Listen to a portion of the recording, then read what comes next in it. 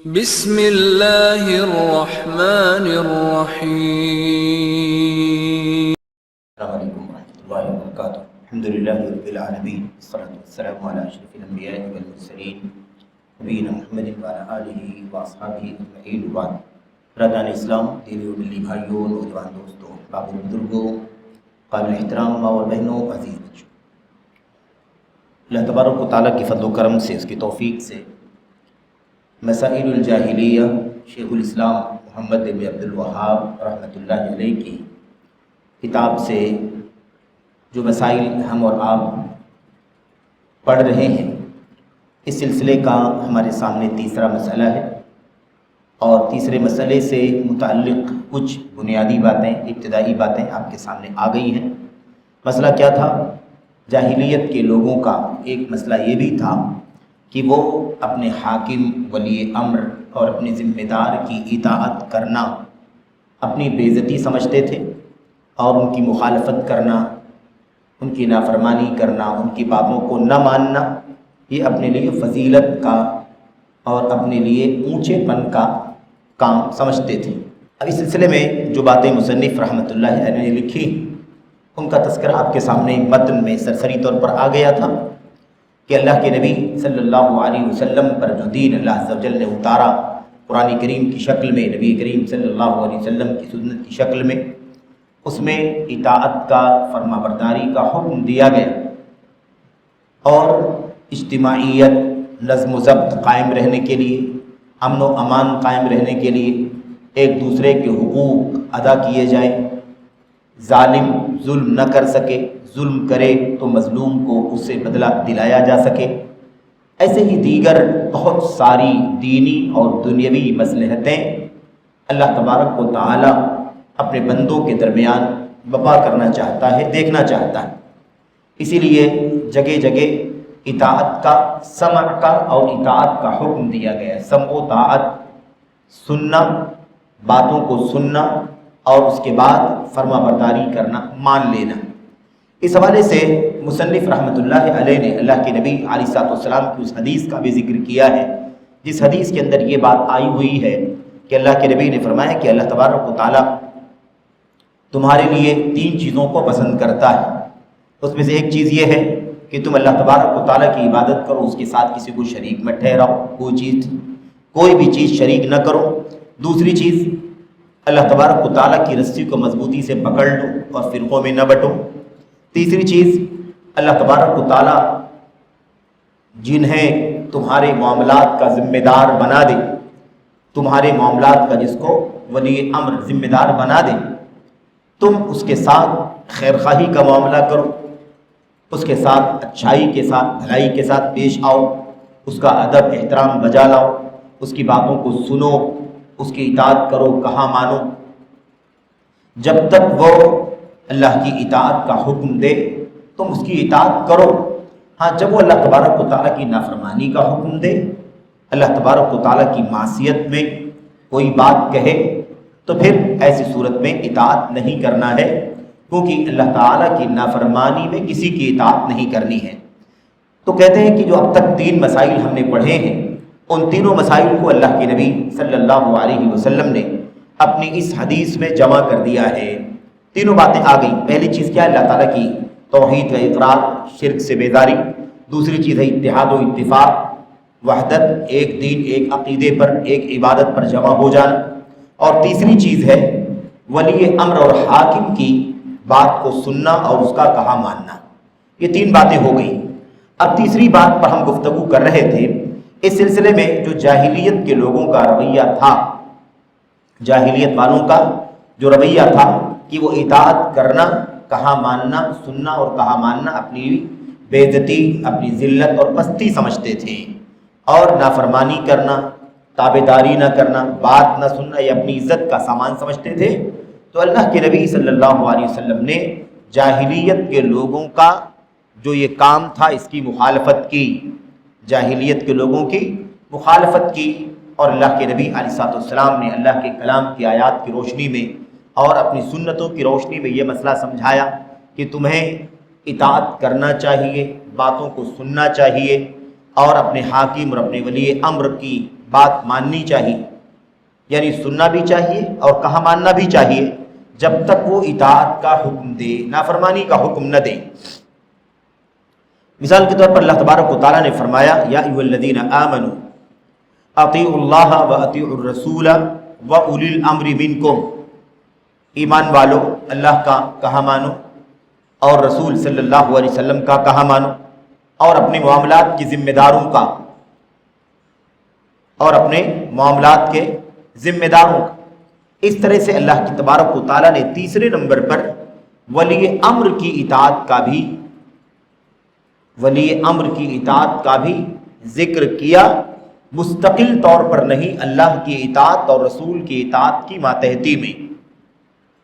جیسے اس آیت کریمہ سے یہ ثابت ہوتا ہے کہ اطاعت کرنا ہے، باتوں کو سننا ہے اور کہا ماننا ہے، فرما برداری کرنی ہے، وہی یہ بھی ثابت ہوتی ہے بات کہ اگر اللہ کی اور اس کے رسول صلی اللہ علیہ وسلم کی اطاعت میں وہ بات کہی گئی ہو تو اطاعت واجب ہے، لیکن اگر اللہ تبارک و تعالیٰ اس کے رسول کی نافرمانی کی کوئی بات کہے ولی امر، تو ایسی صورت میں نہیں ماننا ہے، اس بات کو نہیں ماننا ہے، اس کو ماننا ہے ولی امر، لیکن اس بات میں اس کا کہا نہیں ماننا ہے۔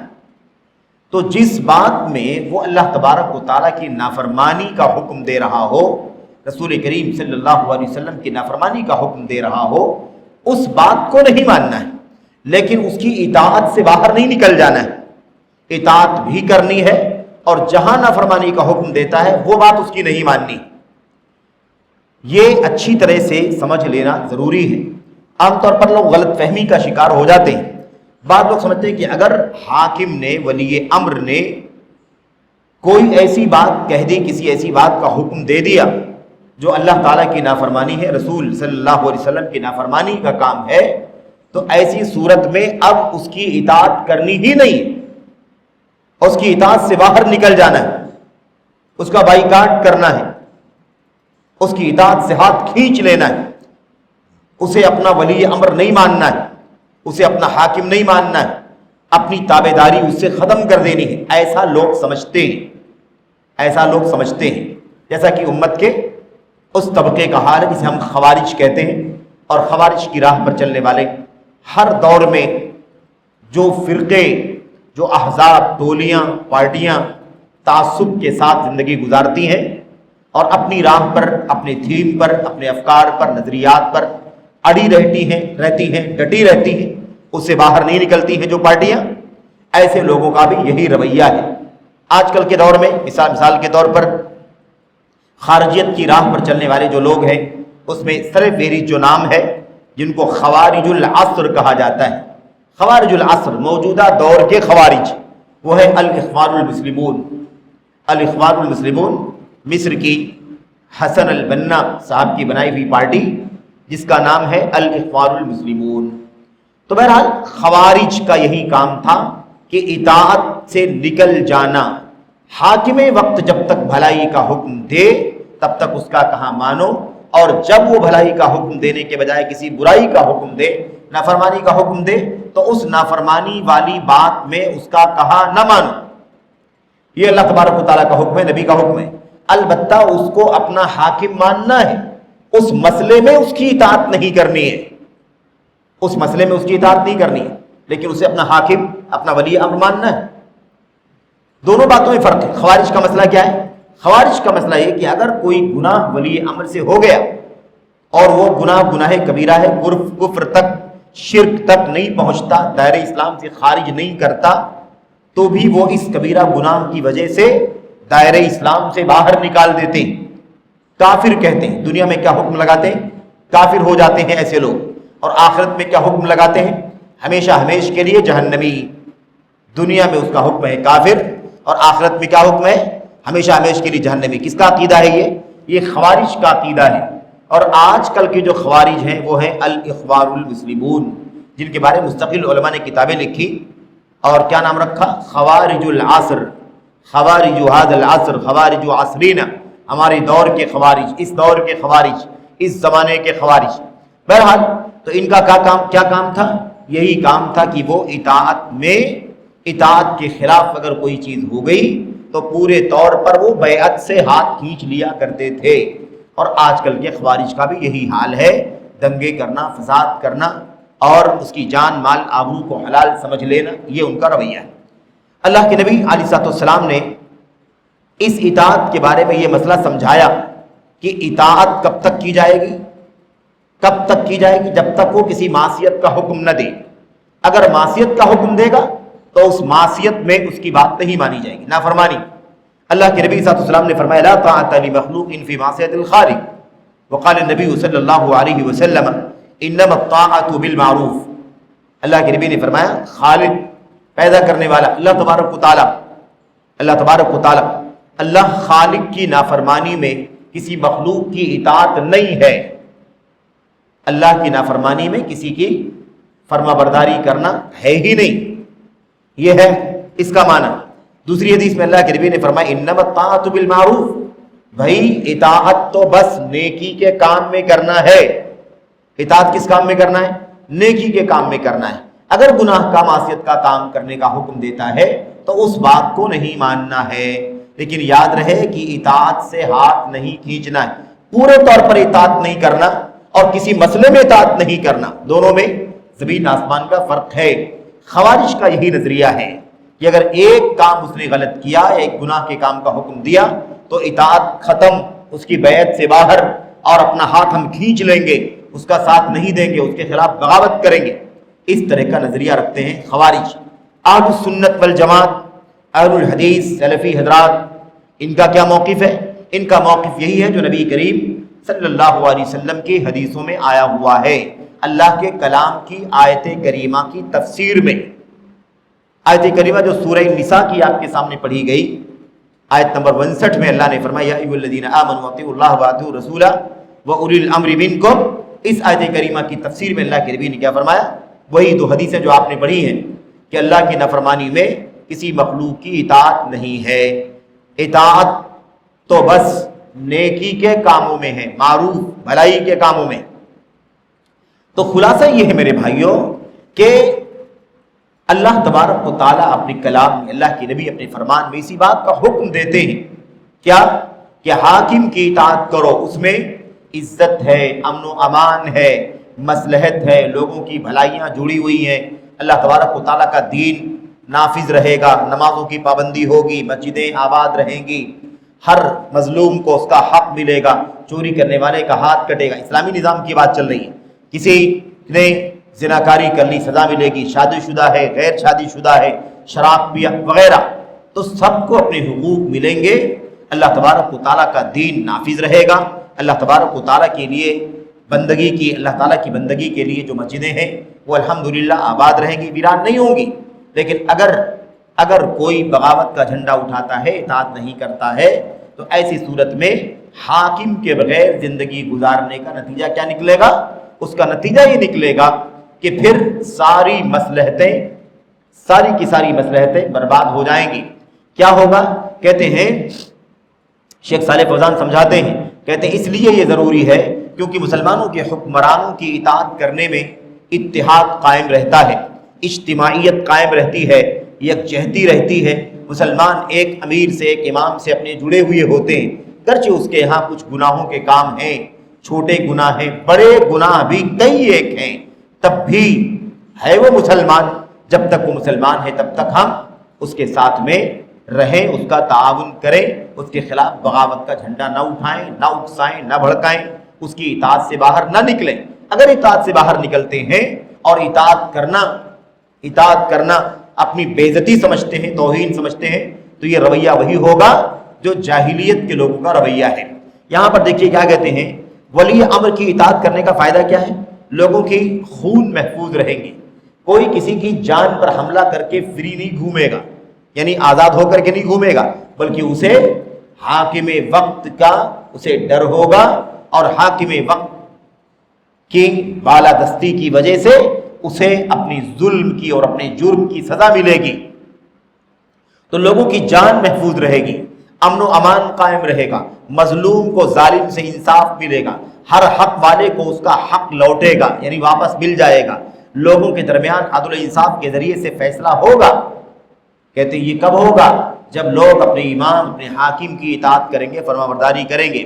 کہتے ہیں اگرچہ مسلمانوں کا حاکم تھوڑی دیر کے لیے غیر مستقیم یعنی اپنے دین میں پابند نہ ہو، تب بھی اپنے دین کے اندر پابند نہ ہو تو بھی. کہتے ہیں اس کے بعد کہتے ہیں حتی، سمجھاتے ہیں مسئلے کو، کہتے ہیں حتی ولو کان فاسقا، چاہے مسلمانوں کا حاکم بد عمل کیوں نہ ہو. فاسق کسے کہتے ہیں؟ فاسق کہتے ہیں بد عمل کو، گنہگار کو، معصیت منکرات کرنے والے کو کیا کہتے ہیں؟ اس کو فاسق کہتے ہیں. ما لم یصل الی الکفر، کہتے ہیں جب تک کہ وہ گناہ وہ معصیت کفر کے درجے تک نہ پہنچے. جب تک کفر کے درجے تک نہیں پہنچتی تب تک کیا کرنا ہے؟ اس کی اطاعت کرنا ہے. اللہ کے نبی علیہ الصلوۃ والسلام کی وہ حدیث ہمارے سامنے ہے. اللہ کے نبی علیہ الصلوۃ والسلام نے فرمایا تھا اسمعوا واطیعوا الا ان تروا کفرا بواحا عندکم من اللہ عندکم علیہ من اللہ برہان. کہتے ہیں تم سنا کرو اور کہا مانا کرو اپنے امیر کی، اپنے حاکم کی، ہے نا، بات سنا کرو، کہا مانا کرو. الا ان تروا کفرا بواحا، الا یہ کہ سوائے اس کے کہ تم کھلم کھلا کفر دیکھو. کیا دیکھو؟ تمہارا حاکم کیا کر رہا؟ کھلم کھلا کفر کر رہا ہے. عندکم علیہ من اللہ برہان، تمہارے پاس اس کفر کے بارے میں، کفر ہونے کے بارے میں کھلی دلیل موجود ہو کہ یہ ہمارا حاکم فلاں کام کر رہا ہے، یہ کام سراسر کفریہ کام ہے. سراسر کیا ہے؟ کفریہ کام. اگر تم جانتے ہو کہ کھلم کھلا وہ کفر ہے اور اللہ کی طرف سے تمہارے پاس اس کے کفر ہونے کی دلیل ہے، تو ایسی صورت میں تم کیا کرو گے؟ تب تمہارے لیے اس کی اطاعت کرنا کیا ہو جائے گا؟ اطاعت کرنا بند ہو جائے گا. اب تم اطاعت نہیں کرو گے اس کی. لیکن جب تک کفر نہیں کرتا، گناہ کرتا ہے، معصیت کرتا ہے، شراب پیتا ہے، جھوٹ بولتا ہے، غیبت کرتا ہے، چغلی کرتا ہے، مارتا ہے، ستاتا ہے، مال چھین لیتا ہے، کوڑے برساتا ہے، تب بھی کیا کریں گے؟ اس کے خلاف بغاوت نہیں کریں گے. اس لیے کہ اللہ کے نبی نے فرمایا کب تک تمہیں اطاعت کرنی ہے؟ جب تک کہ وہ کھلم کھلا کفر نہ کرے اور اس کے اس کام کے بارے میں کھلی دلیل اور برہان موجود نہ ہو کہ ایسا کرنا کیا ہے؟ کفریہ کام ہے. اب یہاں پر آپ دیکھیں، کہتے ہیں جب تک اس کا گناہ جو ہے وہ کفر تک نہیں پہنچتا تب تک اس کی بات کو معصیت اگر کا حکم دیتا ہے تو اس کی معصیت میں اطاعت نہیں کرنی ہے، ورنہ اس کی اطاعت جاری رہے گی. اس کی اطاعت جاری رہے گی. اگر اس نے معصیت کا بھی حکم دے دیا تو معصیت کا حکم جب دے گا تو اس معصیت کے حکم کو ہم نہیں مانیں گے، اس میں اس کی اطاعت نہیں کریں گے، لیکن اسے اپنا امام، اپنا حاکم، اپنا ولی امر مانیں گے. اس کی اطاعت سے پورے طور پر باہر نہیں نکلیں گے. یہ ہے اس حدیث کا معنی اور اس کا خلاصہ. کہتے ہیں شیخ صالح فوزان کی بعض اماموں سے پوچھا گیا، بعض اماموں سے یعنی کسی امام سے، عالم سے، امام سے پوچھا گیا ان فلانا فاسق لکنہ قوی، فلاں حاکم کیا ہے؟ فلاں حاکم جو ہے کیا ہے اس کا مسئلہ؟ بڑا نیک آدمی ہے وہ. فلاں حاکم کیا ہے؟ بڑا نیک آدمی ہے وہ، لیکن وہ کمزور ہے نیک یعنی اس کی اپنی نجی زندگی اگر دیکھی جائے تو کیا ہے؟ وہ بڑا نیک آدمی ہے، لیکن اس کی مشکل یہ ہے کہ وہ کیا ہے؟ وہ کمزور ہے. ایہما یصلح للولایہ، تو کون ہے جو حاکم بننے کے قابل ہے؟ حاکم بننے کے قابل کون ہے؟ ایک آدمی عبادت کرنے والا ہے، بڑا نیک ہے لیکن کمزور ہے. دوسرا آدمی بڑا طاقتور ہے لیکن عبادت اور بندگی اور نیکی کے کاموں میں تھوڑا سا کیا ہے؟ وہ کمزور ہے. لیکن اللہ تبارک و تعالیٰ کی توحید میں کوئی خلل اس کے ہاں موجود نہیں ہے. تو امام صاحب سے پوچھا گیا، عالم سے پوچھا گیا ایہما یصلح للولایہ، تو کون ہے؟ دونوں باتیں کون سمجھ میں آ گیا؟ ایک آدمی طاقتور ہے، پاورفل ہے، وہ نظام چلا سکتا ہے، سسٹم چلا سکتا ہے، لیکن نیکیوں کے معاملے میں وہ کمزور ہے.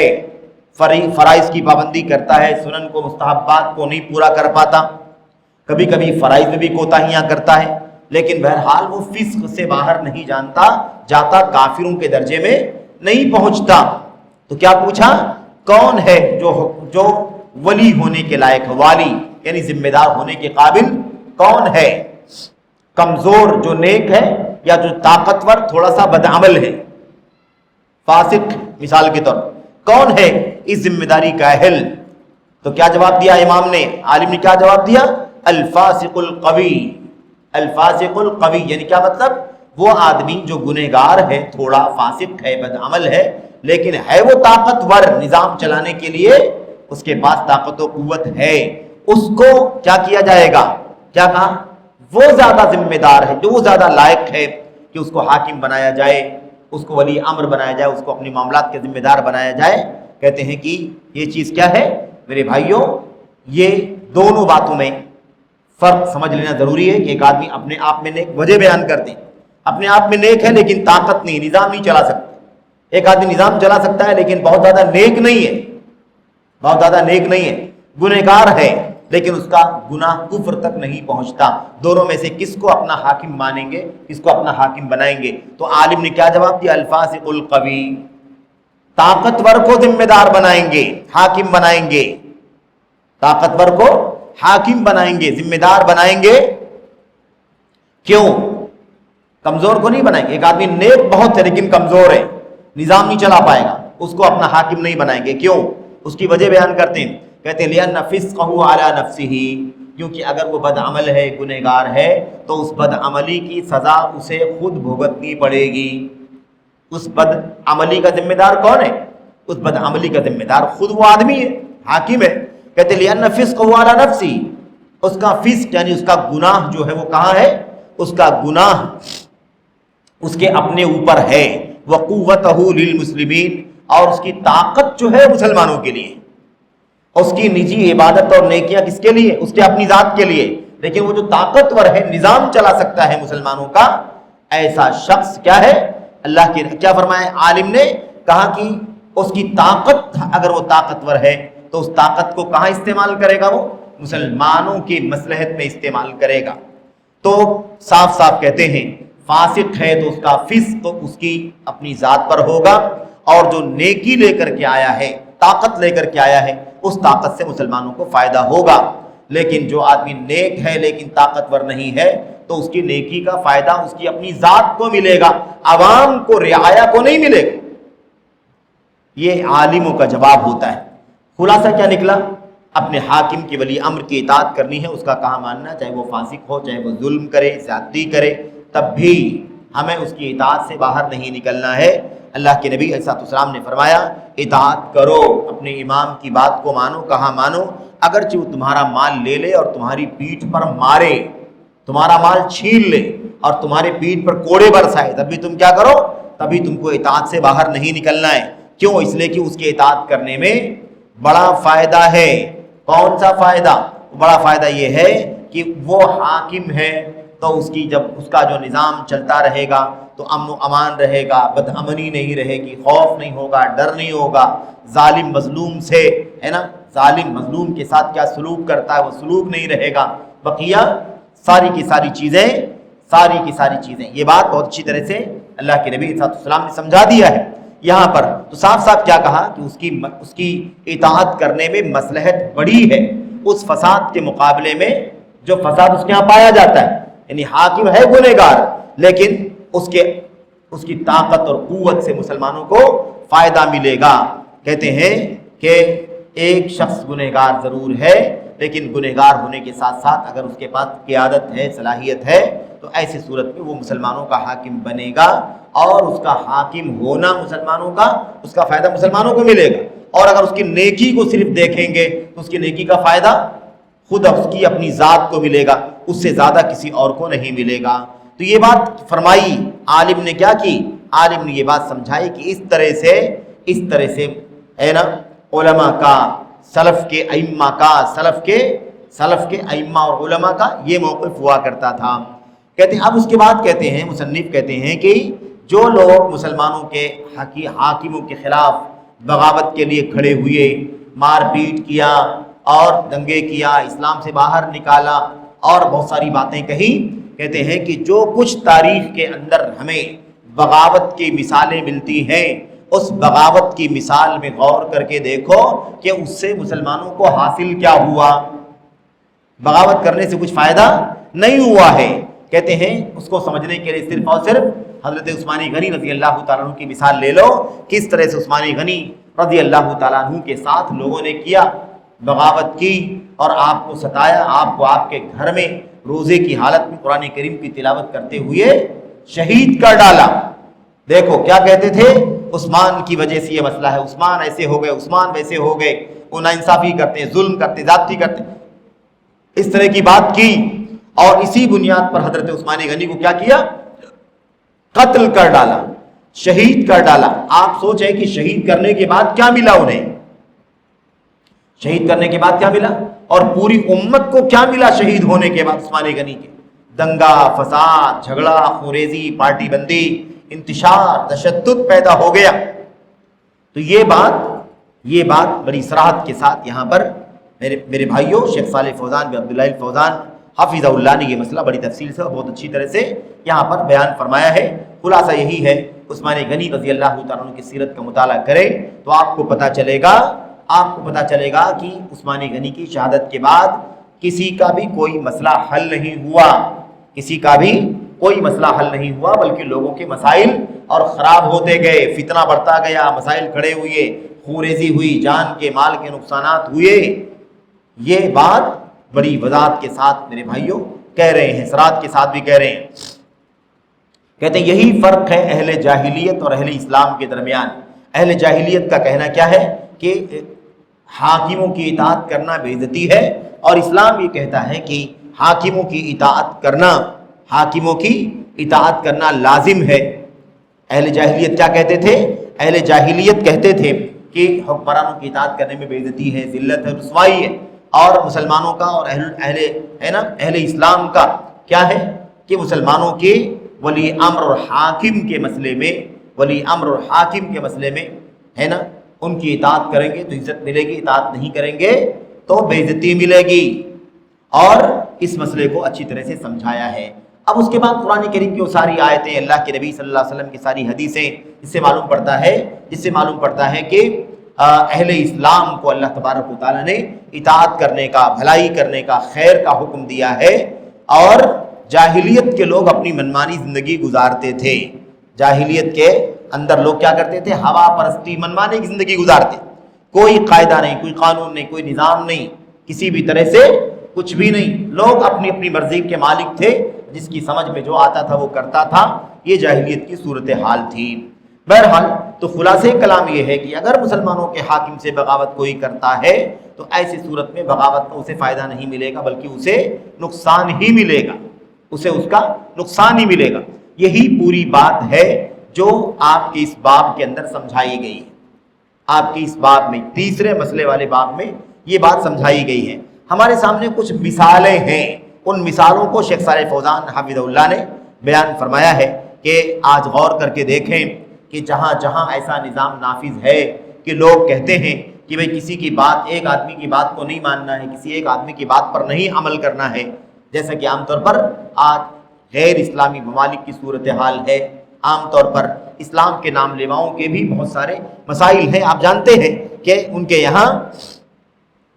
یہاں جو نظام ہے وہ نظام شریعت کا ان کے یہاں نہیں پایا جاتا ہے۔ تو کہتے ہیں کہ اب ان ملکوں کا جائزہ لے کر کے آپ دیکھیں کہ ان ملکوں کا کیا حال ہے جب مسلمانوں کا حاکم نہیں ہے یا ولی امر نہیں ہے، تو ایسی صورت میں کیا حال ہے؟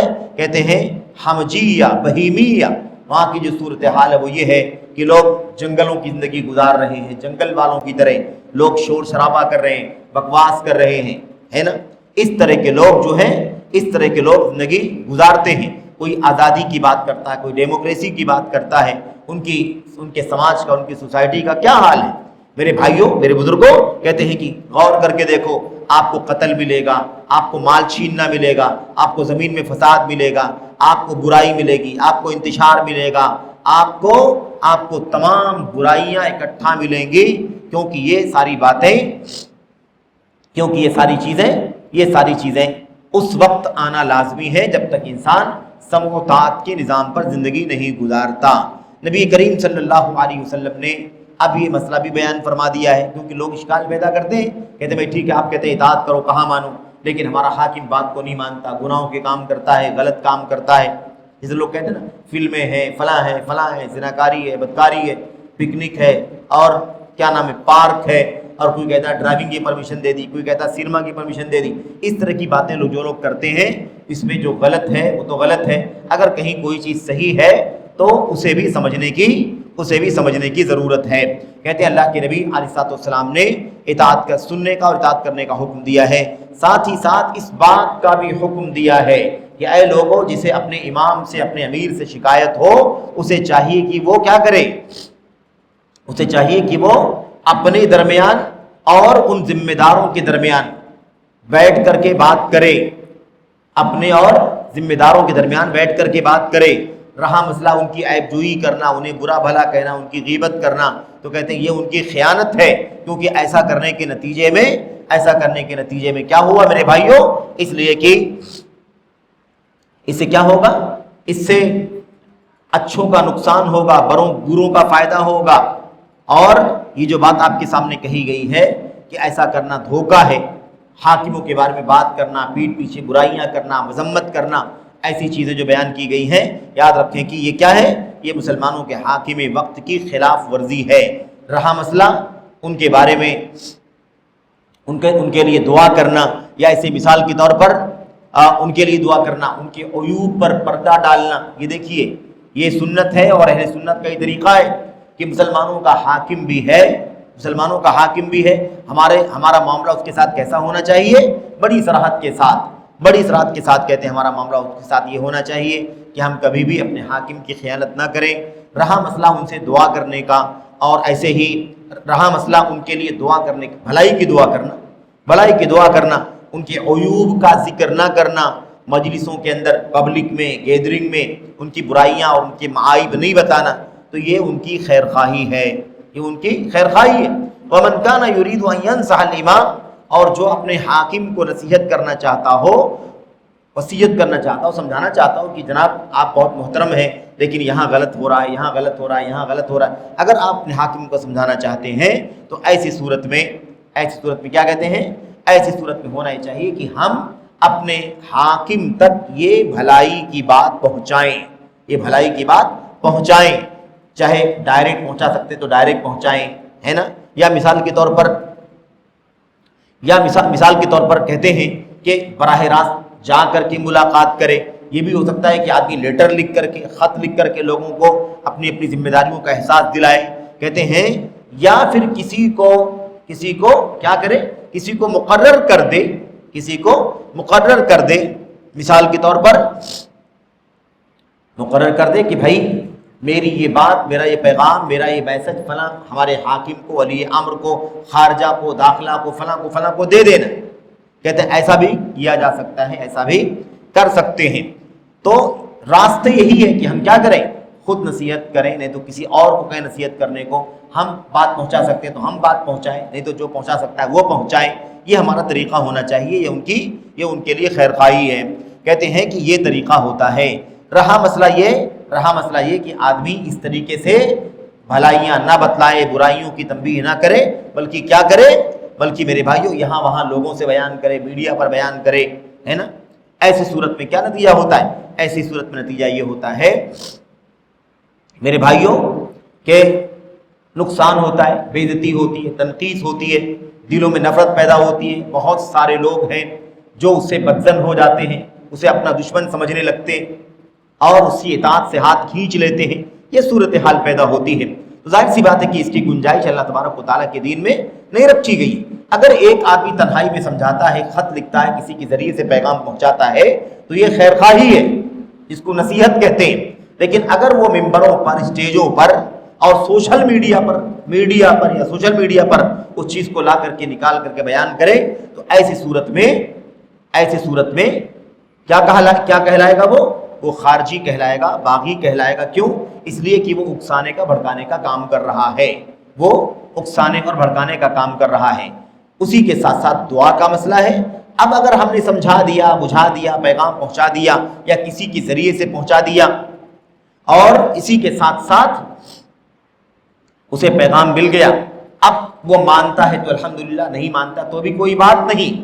اللہ کے نبی نے کیا فرمایا، اگر وہ بات کو مان لے تو بہت اچھا ہے، اگر وہ بات کو مان لے تو بہت اچھا ہے، اور اگر نہیں مانتا ہے تو آپ کو آگے نہیں بڑھنا ہے، بلکہ آپ کو کیا کرنا ہے، آپ کو یہ سوچنا میں نے اپنی ذمہ داری ادا کر دی، اگر یہ مانے گا تو ٹھیک، نہیں مانے گا تو اللہ تبارک و تعالیٰ کی سپرد ہے، اس کے آگے لیکن دنگے فساد کی طرف قدم نہیں بڑھانا ہے، اکسانے بھڑکانے کا کوئی کام نہیں کرنا ہے۔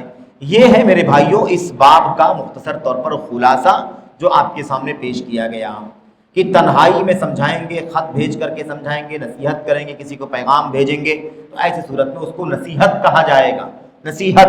اور اگر ایسا نہیں کرے، اسٹیجوں پر، ممبروں پر، سوشل میڈیا پر، نیوز پیپر پر، پرنٹ میڈیا، الیکٹرانک جو بھی ہے، اگر اس کے ذریعے سے اگر ہم اس بات کو پھیلائیں گے، بھڑکائیں گے تو ایسی صورت میں یہ فضیحت بن جائے گی، یہ بات کیا ہو جائے گی، فضیحت، نصیحت نہیں بنے گی بلکہ کیا بنے گی، فضیحت بن جائے گی، یعنی رسوائی اور بے عزتی۔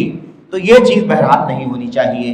یہ مختصر طور پر اس باب کا اگلا حصہ تھا، تیسرے مسئلے کا، جس میں بتلایا ہے مصنف رحمۃ اللہ علیہ نے کہ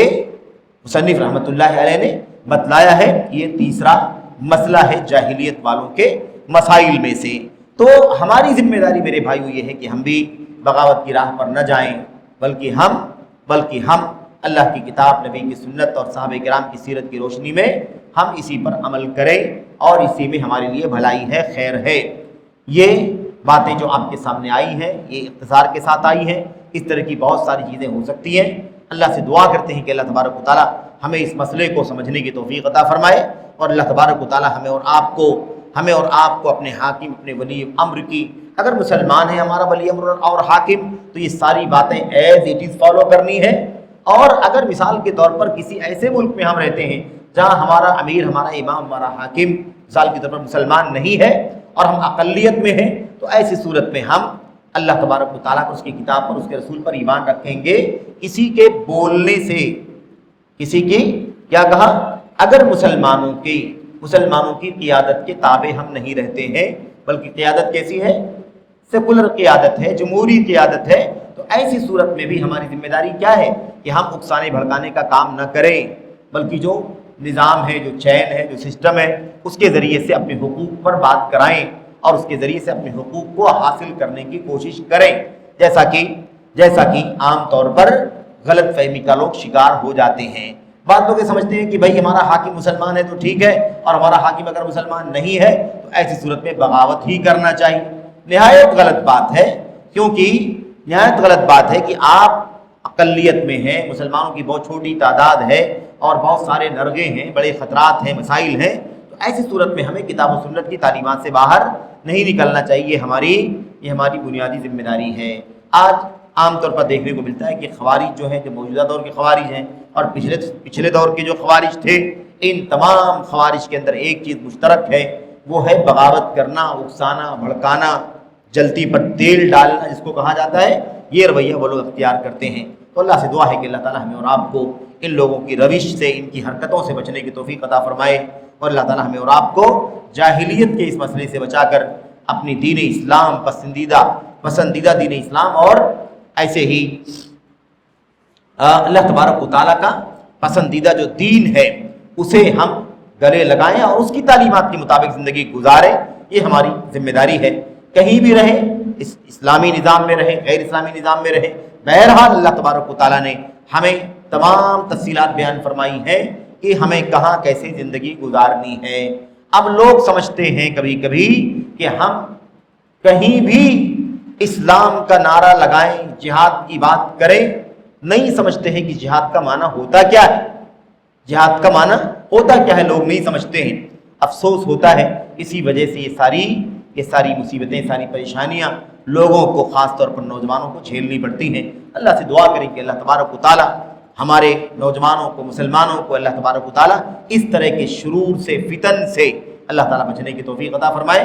اللہ تبارک و تعالیٰ ہمیں جاہلیت کی اس راہ سے بچنے کی توفیق عطا فرمائے اور ہمیشہ بچنے کی توفیق عطا فرمائے، تاکہ اللہ تبارک و تعالیٰ ہمیں قیامت کے دن، ہم سے قیامت کے دن راضی ہو، ہم سے قیامت کے دن اللہ تبارک و تعالیٰ راضی ہو، اور اس کی مغفرت کا پروانہ ہمیں ملے، اور ہم سب جہنم سے اپنی گردنوں کو آزاد کر کے جنت کے مستحق بن جائیں۔